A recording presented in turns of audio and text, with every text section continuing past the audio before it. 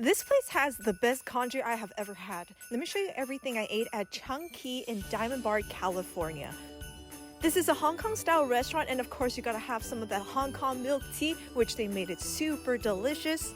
And to me, congee is one of those very heartwarming dishes that just feels like home. And seriously, they really had a 10 out of 10 congee here. They have a whole bunch of different flavors. I went with the minced beef, but they also have like century egg flavor, pork intestines, and all the classic traditional flavors. But seriously, the flavor was on point, and you can just season it up as you want to. But I like it plain like this, and then it was just perfectly done. It's served with a side of Chinese donuts, and I love that as well. I like to dip that in the congee, soften it up a little bit, and it's just a great side dish. But yeah, I am in love with this, and it's perfect on a cold weather day.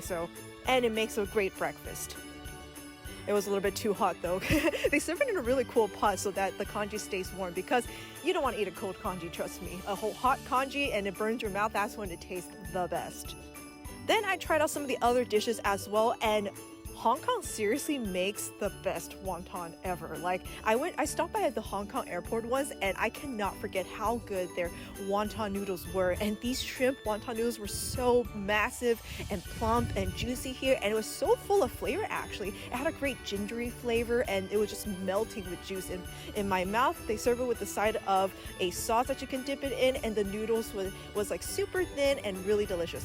Now I didn't expect to find spaghetti here, and to me the spaghetti was a little bit too sweet, but the pork chop was amazing. You can also go for an option of having rice with these pork chops instead of spaghetti. I think I should do that next time, because I really like the pork chop, just not the spaghetti, not so much. But it's okay. Then I also tried out some of these fried donut rice rolls, and the rice rolls are like this super delicate kind of like rice crepe around the donut. It's served with this amazing sauce. It was like sweet savory.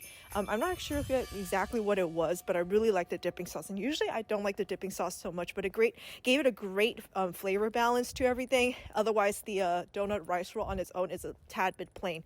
Now I usually never get French toast, but when I tried this one here, it was actually super delicious. They coated the entire toast with like this crispiness, and they deep fried the whole thing. I put some syrup on top of there, and you know what, this was just so good. And it reminded me kind of like a churro, because it was also coated with cinnamon and sugar.